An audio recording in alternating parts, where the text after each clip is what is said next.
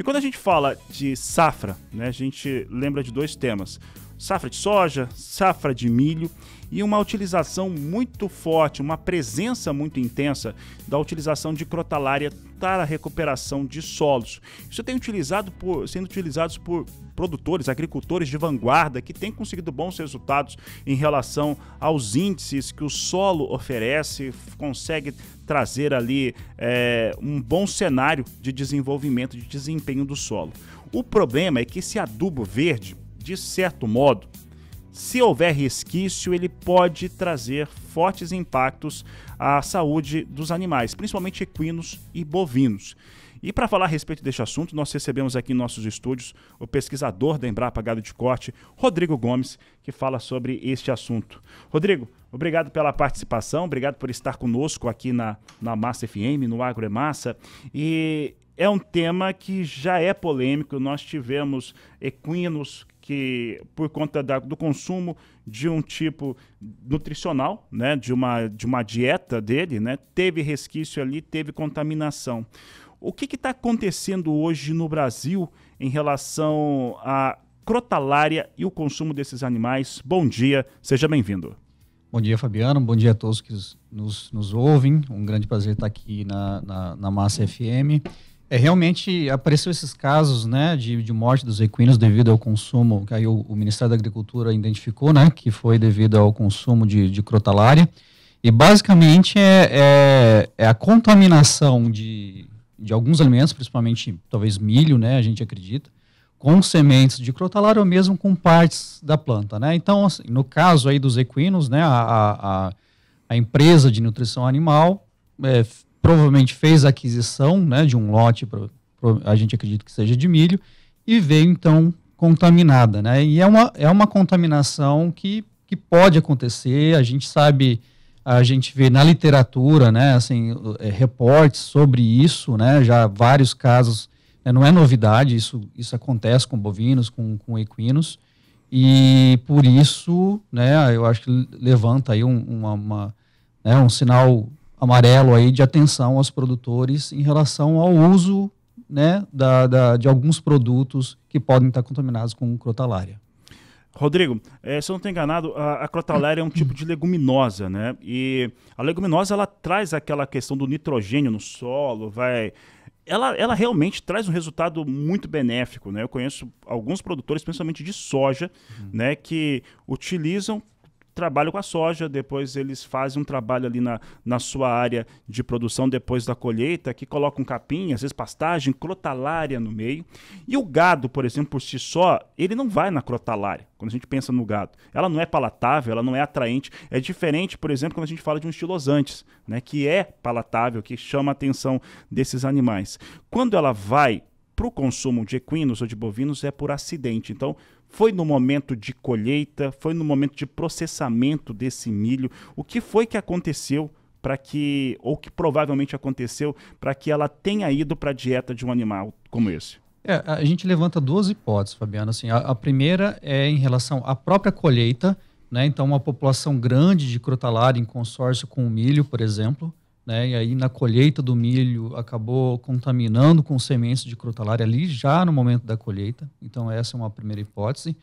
A outra hipótese também é contaminação mesmo dentro dos armazéns, dos galpões, algum engano que pode ter havido, né, e se misturado, né, esses dois produtos.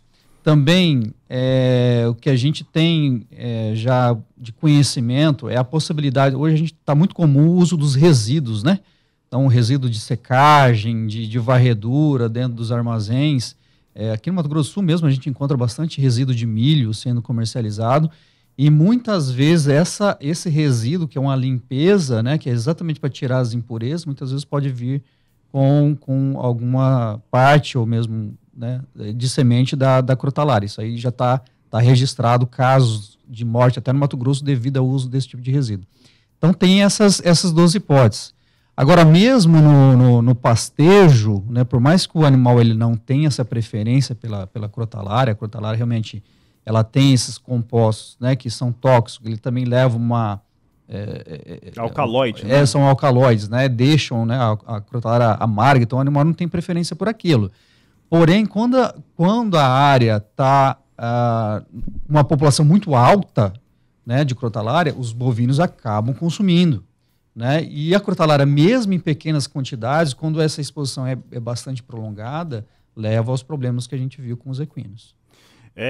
Uma questão que a gente fica, quando eu tô lembrando aqui da regulagem de uma colheitadeira, tá? Tô tentando lembrar mais ou menos o que eu lembro disso. A colheitadeira de milho, né, ela vem, aliás, tá colocado os parâmetros para colher milho.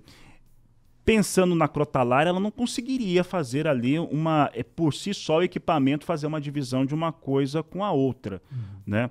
Quando você está nesse processo, existe alguma maneira de evitar essa contaminação? Ou seja, o milho está indo com algum resquício de crotalária se ela estiver no campo. Ou depois que colhe, a gente sabe que tem muitas vezes pastejo do gado em cima dessa área de milho colhida, né, onde tem milho, tem outras coisas ali para ele em cima da palhada, ele pode consumir também porque ela foi danificada, essa crotalária. Existem maneiras de fazer essa separação antes da colheita ou na colheita? Olha, em relação à parte de maquinário, eu não consigo dizer para você, mas assim, o que a gente sabe é que tem diferentes espécies de crotalárias com diferentes portes também, né? Então, assim, o que tem causado mais problemas aí que o pessoal tem colocado é a crotalária expectabilis, que tem realmente uma quantidade grande de alcaloide. Normalmente ela tem um porte um pouco menor, porém tem a Júncia e a ocroleuca, né, são crotalárias de porte maior, então pode ser, né, que elas sejam colhidas, né, dependendo do porte, né, da operação da máquina, elas sejam colhidas também. Mas eu acho o seguinte, né, é o produtor ele ficar atento em relação à quantidade a população de plantas na área, né, antes de colocar os animais na área, ver essa quantidade de plantas. Se ela for pequena, né, talvez não seja um grande problema, mas se for grande, realmente evitar colocar os animais na área até que essa planta seja dessecada, enfim, né, que as sementes caiam no chão, né, e aí não se haja esse consumo pelos animais, sabe? Então, o produtor tem que estar atento em relação a isso, né? Principalmente aqueles que usam realmente a crotalária e também adquirem, né, os alimentos dessas propriedades, né? Então, assim, a gente sabe que tem propriedades que fazem, logo depois, né, da colheita da soja, fazem uma rosiziensis, faz um feno de rosiziensis também, então tem que ver se não vai ter infestação de plantas junto com a rosiziensis, né, para colher e produzir esse feno e estar transportando isso para outros animais, sabe? Então são alguns desses cuidados aí que a gente tem recomendado, né? Pensando no pecuarista, que não é o que está trabalhando com a integração lavoura-pecuária, ou seja, ele não produziu a soja, o milho, o farelo, que seja, mas principalmente o milho, que ele vai usar para os seus animais.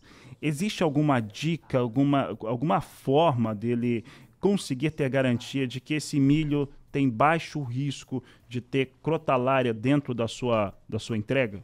Eu acho que sim, o primeiro ponto é fazer uma boa inspeção, né, do grão que ele está recebendo. Né, a crotalária ela é visível, uma semente razoavelmente pequena, porém ela é da cor preta, né, então ela diferencia bem ali do milho. Então eu acho que essa primeira inspeção eu acho que é bastante válida.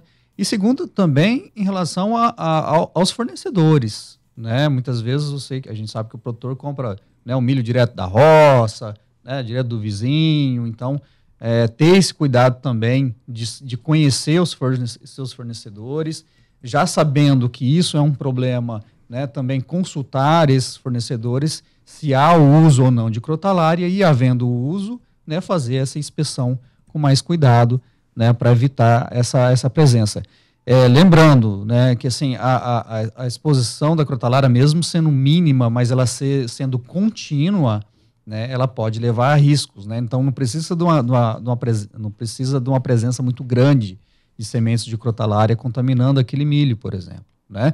Basta pequenas quantidades. Então, a gente está falando, tem estudos mostrando lá com consumo acumulado de 500 gramas, por exemplo, só de crotalária já leva o animal à morte. Né? Então, realmente, essa inspeção ela tem que ser muito bem feita e tomar cuidado com os resíduos. Né? A gente tem usado bastante esses resíduos porque tem um preço bastante atrativo, mas tomar cuidado, fazer essa inspeção também para ver se não tem essa contaminação.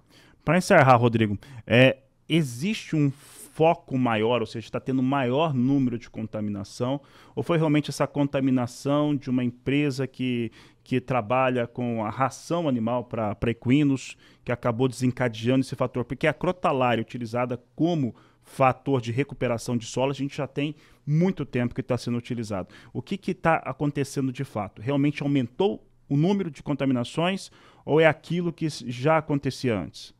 Olha, se a gente pega os relatos, né, de literatura que são feitos aí, você vê, não dá para garantir que todos os casos são relatados, né? Mas a gente vê com alguma frequência esses casos acontecendo ao longo dos últimos 10, 15 anos, que talvez seja onde a crotalária, né, tomou mais corpo assim, no seu uso.